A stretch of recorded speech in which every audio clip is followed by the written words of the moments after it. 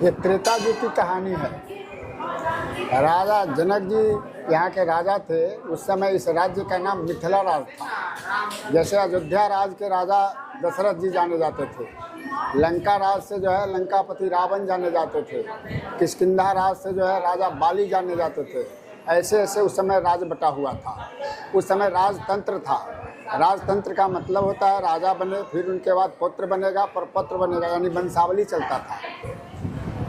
शिव जी शंकर भगवान के 4 प्रमुख शिष्य थे। शिष्य सारे दुनिया है, लेकिन उसमें ये 4 प्रमुख थे। एक बार शिव जी की सभा लगी जिसमें चारों शिष्य को आमंत्रित किया गया, चारों शिष्य को बुलाए, जिसमें 2 ही शिष्य उपस्थित हो पाए, राजा जनक जी महाराज, लंकापति रावण।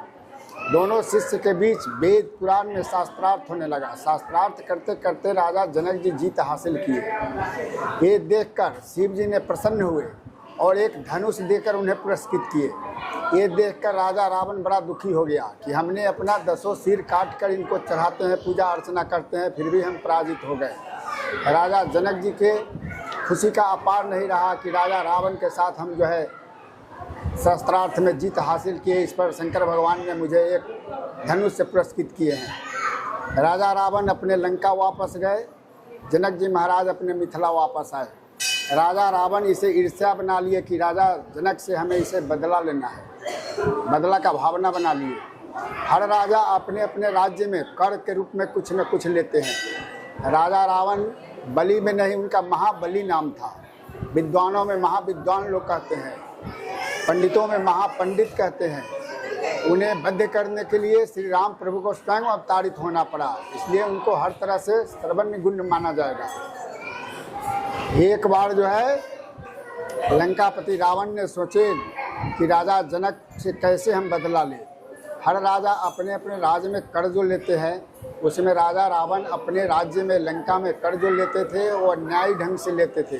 जो साधु संत थे, जंगल में भजन करने वाले थे, असहाय लोग थे, जिसके पास कुछ भी देने के लिए सक्षम नहीं है, वैसे लोगों से वो रक्त शरीर से निकालते थे और शरीर निकालकर घड़ा में जमा होता था।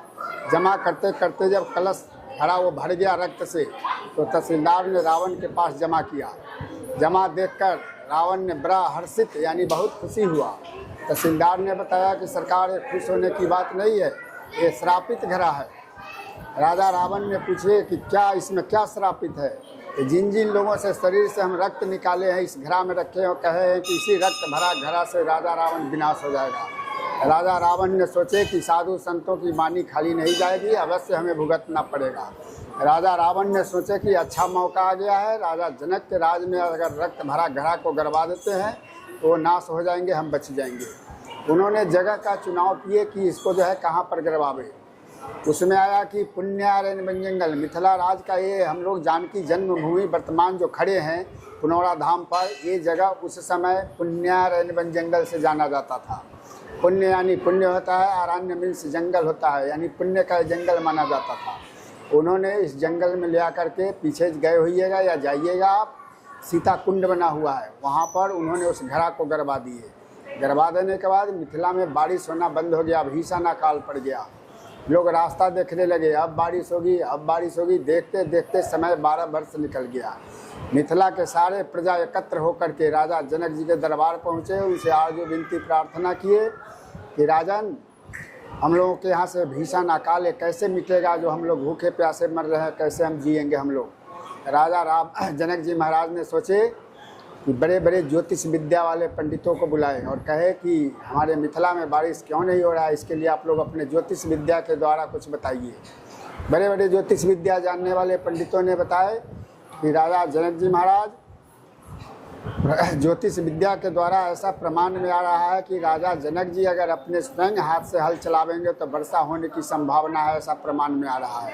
राजा जनक जी ने कहे कि सिद्ध करके जगह बताइए कि कहाँ पर हम हल चलावे ताकि वर्षा हो।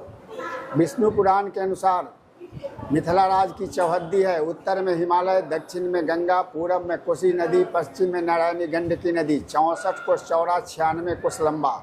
ये हम लोग जहाँ पर खड़े हैं पुनौरा धाम जानकी जन्मस्थली पर, ये लगभग मध्य भाग बीच माना गया है। उन्होंने कहे कि पुण्यारण्य वन जंगल में हल चलाने से वर्षा होने की संभावना है, ऐसा प्रमाण में आ रहा है।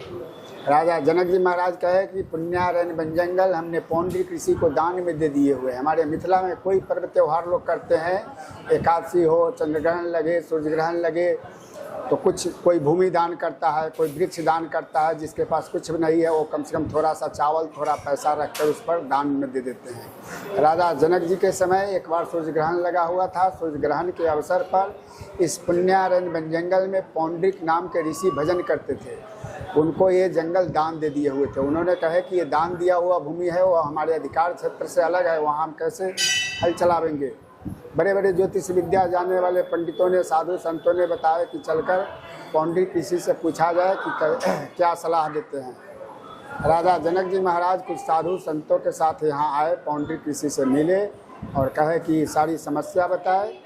पौंड्री कृषि कहे कि प्रजा के भलाई के लिए आपको जो भी करना है आप स्वतंत्र हैं, हल चला सकते हैं। जब इन्हें अनुमति मिल गया, इसके बाद फिर ये जनकपुर गए और वहाँ जाकर के हल चलाने की तैयारी करके वहाँ से चले। विष्णु पुराण के अनुसार 88,000 साधु संत प्रजा राजा जनक जी के पीछे पीछे लग गए कि हमारे राजा हल चलाने चल रहे हैं वर्षा होने के लिए। सीतामढ़ी सिटी में एक जानकी स्थान के नाम से मंदिर बना हुआ है, जहाँ पर उन्होंने आए तो घास फूस के घर बनाए, 88,000 लोगों को विश्राम करने का जगह बनाए। और यहाँ से लगभग 5 किलोमीटर उत्तर दिशा में एक हलेश्वर स्थान है जिसका पूर्व नाम बैरिया था। वहाँ बैर का जंगल ज़्यादा था। वहाँ पर जाकर के उन्होंने हल चलाने से पहले हलेष्टि यज्ञ किए और महादेव जी की शिवलिंग स्थापना किए और वहीं से हल चलाना वो शुरू किए। हल चलाते हुए पीछे सीता कुंड के पास जब आए तो राजा जनक जी के हल चलाने के क्रम में हल से वो रक्त भरा घड़ा जो गाड़ा गया था रावण के द्वारा, वो हल से टकराने पर वो फूटा। फूटने पर उसमें से अष्ट सखी 8 लड़की के रूप में दिव्य सिंहासन सहित निकली। ये देखकर राजा जनक जी ने स्तुति किए हुए हैं, भाई प्रगट कुमारी भूमिदारी जनहितकारी भयहारी। ये स्तुति करने पर उसमें से 7 बच्ची जो है सिंहासन सहित विलुप्त हो गई, धरती में दब गई और मध्य भाग की बालिका जो है बच्ची रूप में रोने लगी। राजा जनक जी उसे गोद उठा लिए। उस समय से बारिश होना शुरू हो गया। राजा जनक जी सोचे कि ये भूमि दान दिया हुआ है, यहाँ जो कुछ मिला ये पौंड्री कृषि का हक बनता है, उन्हें दे दिया जाएगा। उस बच्ची को पौंड्री कृषि के गोद में डाल दिए। पौंड्री कृषि कहे कि इसका पालन पोषण हम कर नहीं पाएंगे, कर भी लेंगे तो भविष्य में कलंकित हो जाएंगे। आप राजा हैं, आप इसे संतान के रूप में स्वीकार करें। राजा जनक जी महाराज के गोद में डाल दिए और पौंड्री कृषि यहाँ नाम रख दिए जनक पुत्री जानकी। उस समय से और वर्षा तेज हो गया। वर्षा से बचने के लिए बाजार में जो मंदिर है मार्केट में, वहाँ पर जहाँ पर कैंप गिराए हुए थे वहाँ पर चले गए। वहाँ पर सीता जी की छठी मनाई गई और धर्मशास्त्र के अनुसार नामाकरण बच्चा बच्ची को जो होता है वहाँ पर नामाकरण किए। जो नामाकरण में नारद जी ने वहाँ नाम उनका सीता रखे। सीता क्यों रखे? हल जो हम लोग चलाते हैं उसके अग्रभाग में लोहे का फाल होता है जिसे सीत बोलते हैं, और मिट्टी जो कोड़ते हैं उसे सिराउड़ कहते हैं, गड्ढा कहते हैं। दोनों को मिलाने से सीता बनता है, इसलिए वहाँ नाम उनका सीता पड़ा। और घास फूस के घर जो था इसलिए सीता मड़ई जगह का पड़ गया नाम। और ये पुण्यारण्य से प्रभंस होकर पुनौरा के नाम से बदल गया। तो ये जन्म स्थली पुनौरा धाम है। सीतामढ़ी जानकी स्थान से जो मंदिर जाना जाता है वहाँ पर जो है उनकी छठी मनाई गई है। हलेश्वर स्थान जहाँ पर वो हलेष्टि यज्ञ किए हुए थे वो हलेश्वर स्थान है। जनकपुर में इनका पालन पोषण हुआ। शादी स्वयंवर धनुष टूटने का कार्यक्रम ये सब जनकपुर हुआ। यही यहाँ का कहानी है। बोलिए पुनौरा जन्म स्थली की जय।